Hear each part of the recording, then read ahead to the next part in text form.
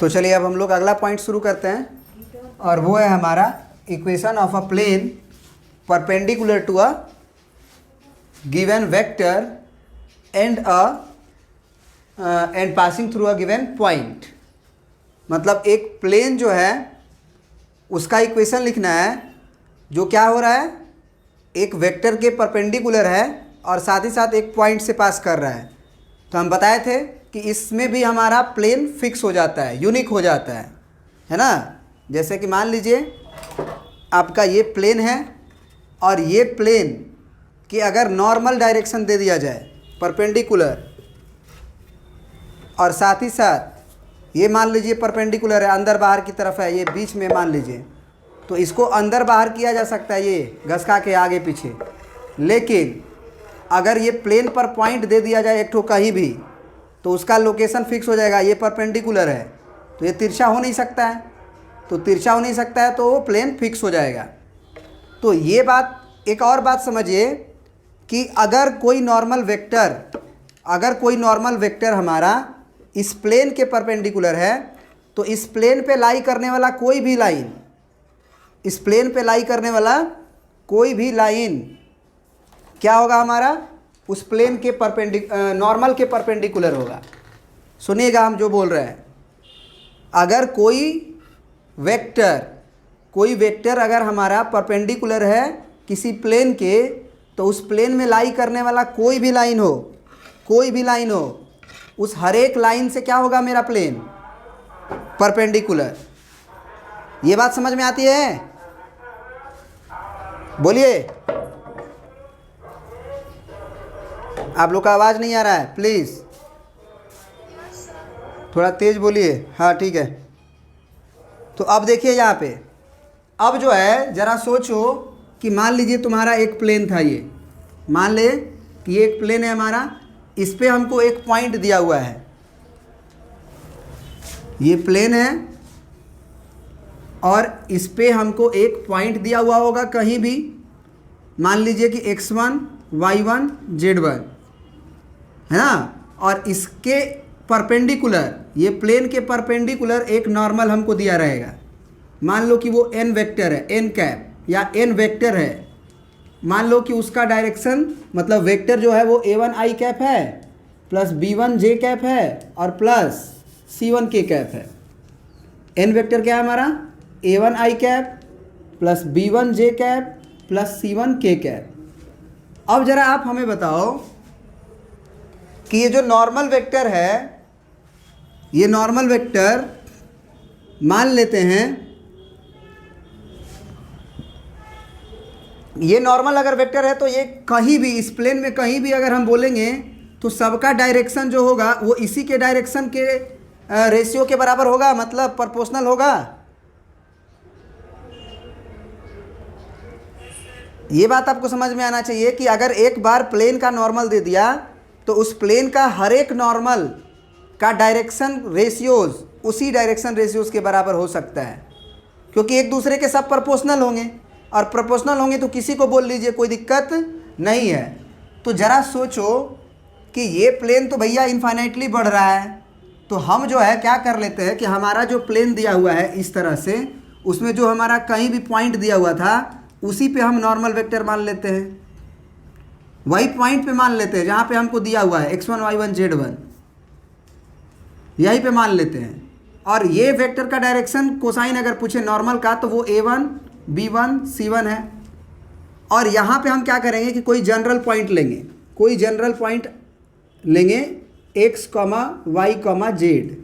अब ज़रा सोचो कि इस x, y, z को अगर हम ज्वाइन कर दें ये नॉर्मल वेक्टर से, तो ये तो हमेशा 90 डिग्री होगा ना। तो यहाँ पे वेक्टर फॉर्म और कार्टेशियन फॉर्म दोनों हम लिख सकते हैं। हम कहेंगे कि अगर ये वेक्टर देखा जाए तो ये वेक्टर इस पे क्या है, परपेंडिकुलर है।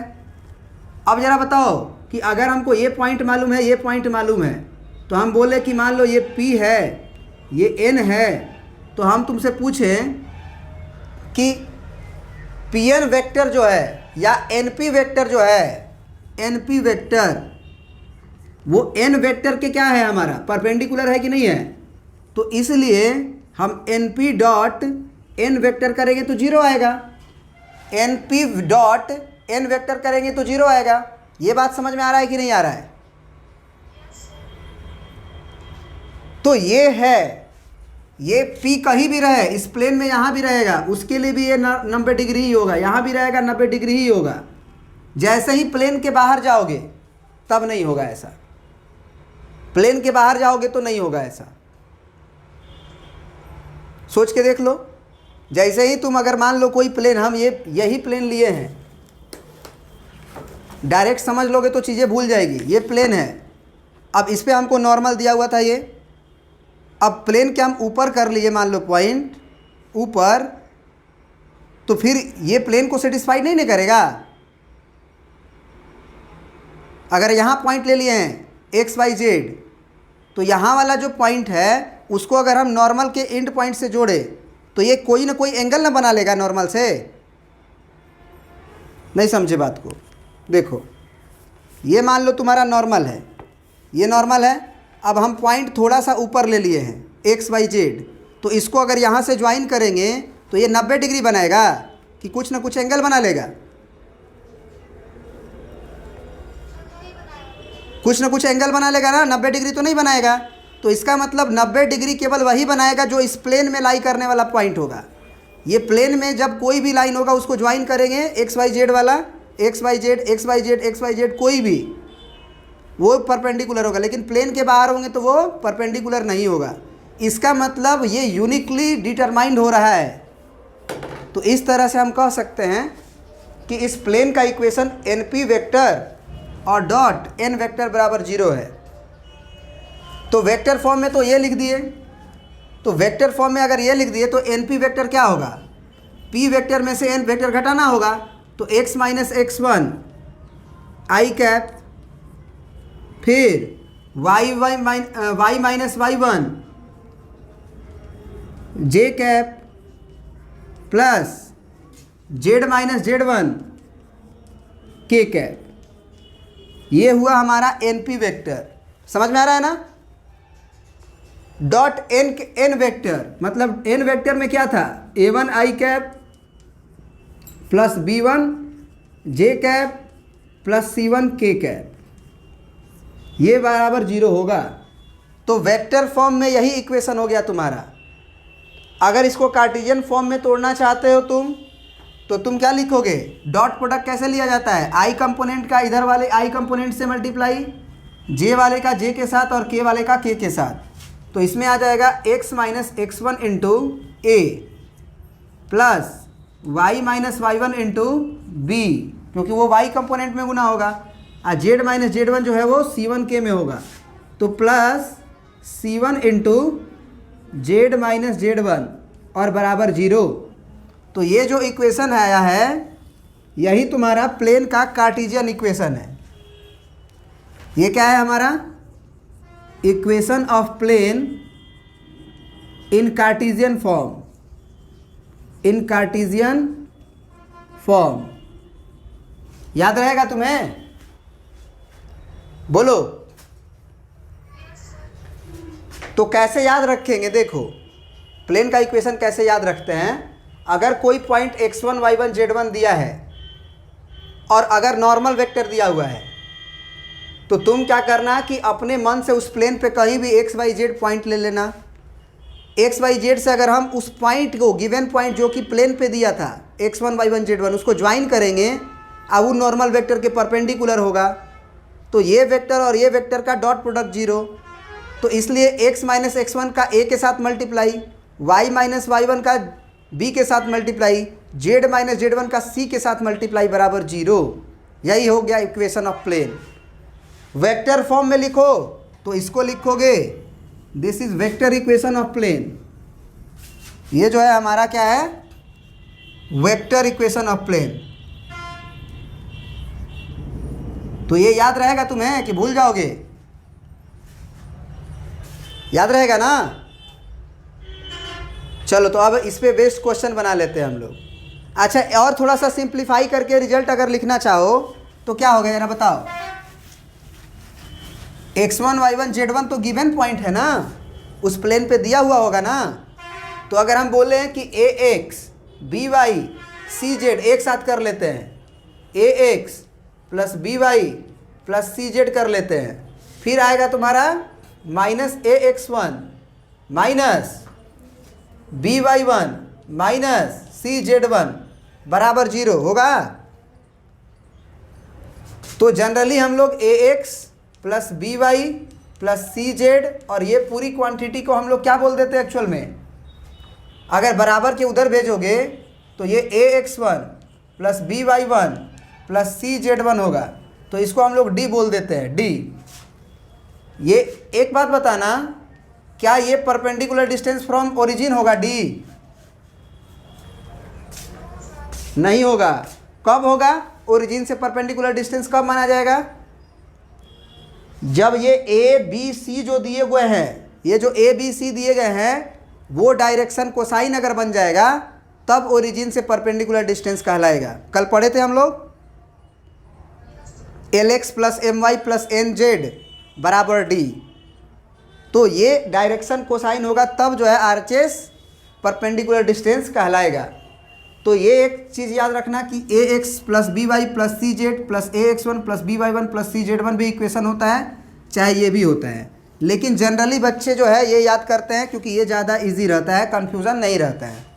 तो चलिए इस पे बेस्ड हम लोग एक आध क्वेश्चन बनाते हैं। अब देखिए अगला क्या होगा हमारा,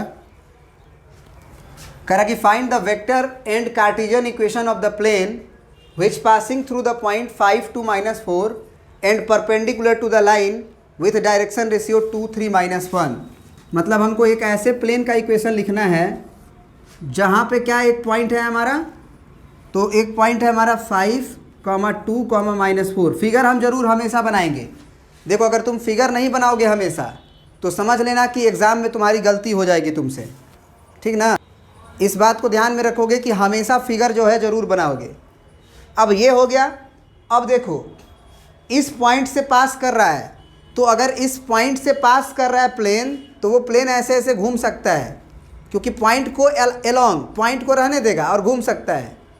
तो पॉइंट को अगर ऐसे घुमाओगे तो अगर घूम सकता है तो वो फिक्स नहीं हुआ। लेकिन उन्होंने बोल दिया कि एक लाइन है जिसके परपेंडिकुलर भी ये होना चाहिए, तो लाइन तो भैया फिक्स होता है। अब लाइन फिक्स होता है, कोई लाइन दे दिया तुमको, उसके ही परपेंडिकुलर होना चाहिए। तो वो लाइन निश्चित रूप से ये अंदर बाहर होना चाहिए कि नहीं, इसके एकदम 90 डिग्री का एंगल बनाते हुए। तो वो वाला जो वो लाइन का जो डायरेक्शन रेशियो है हम अपना नॉर्मल बनाएंगे, इस पे इस पॉइंट पे नॉर्मल बनाएंगे। समझ रहे बात को?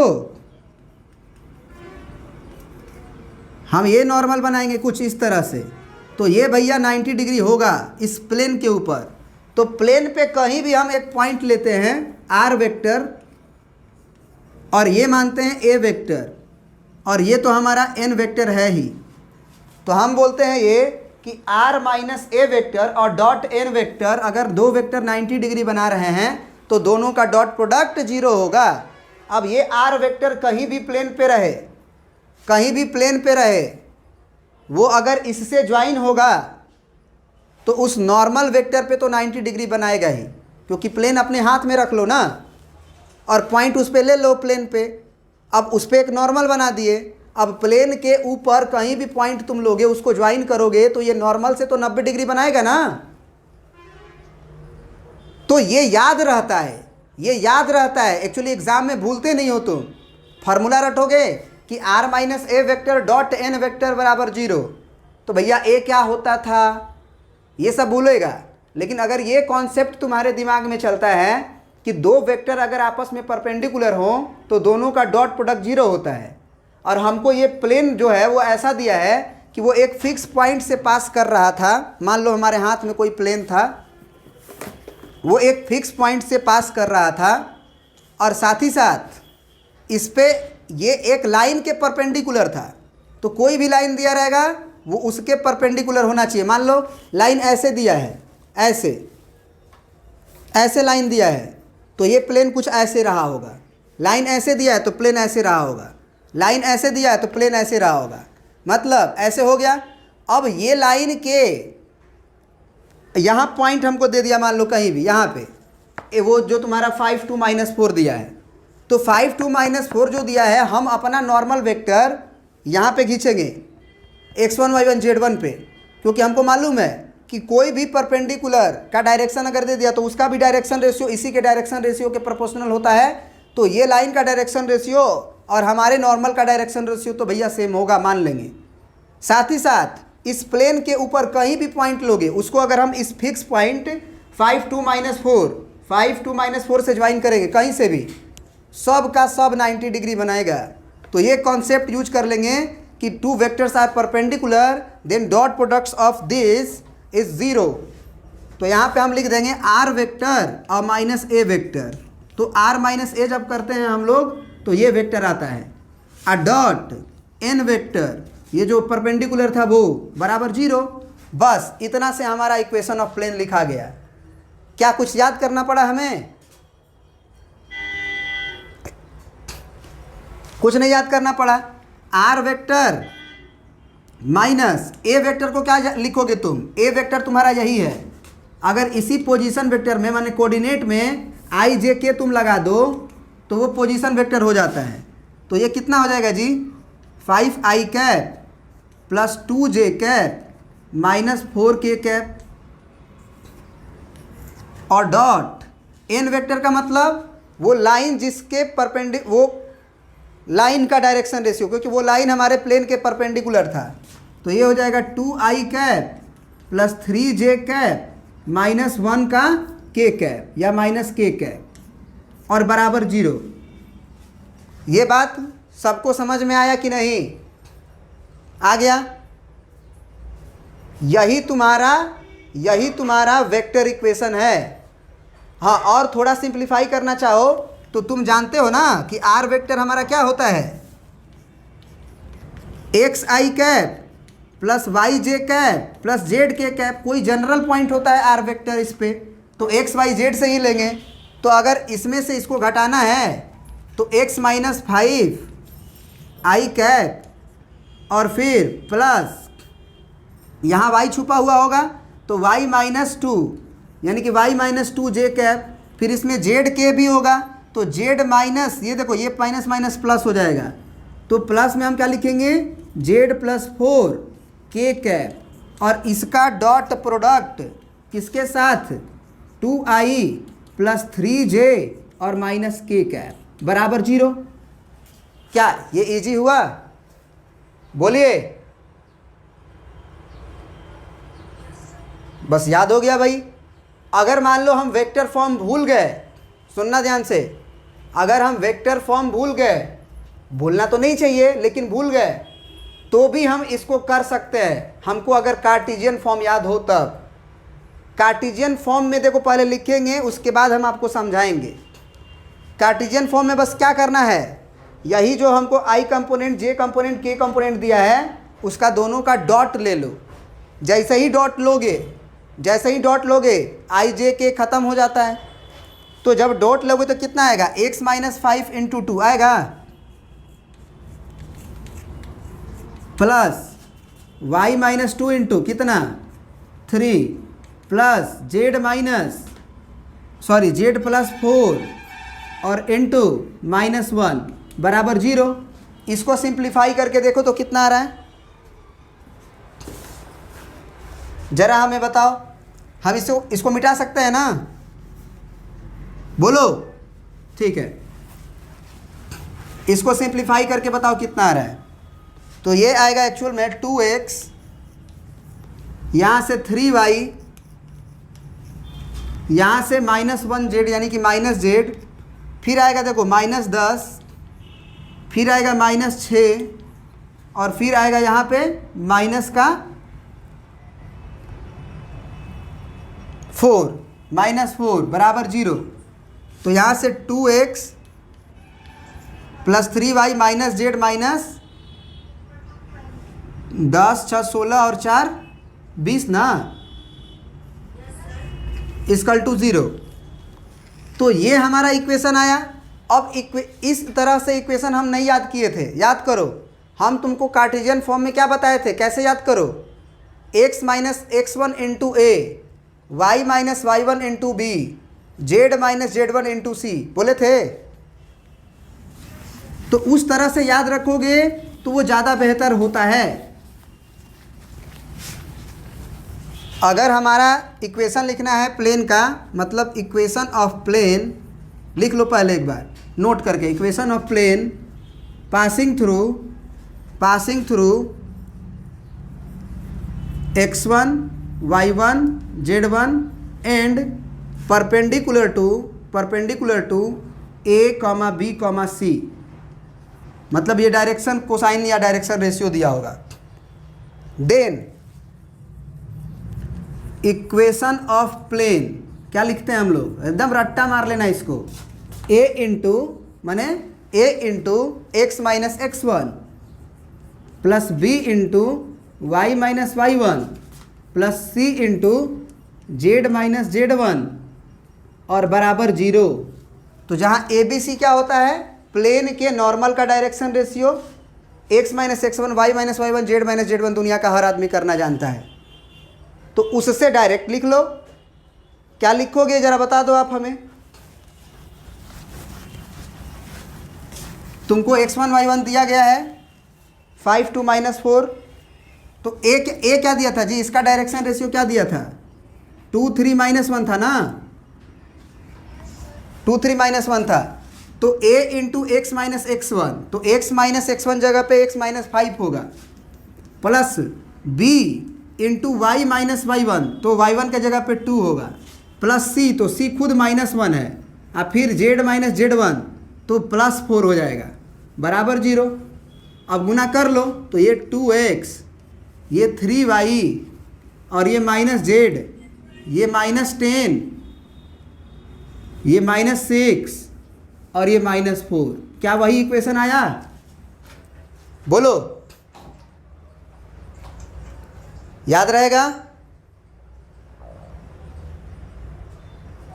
याद रहेगा ना। चलिए अब आगे बढ़ते हैं हम लोग।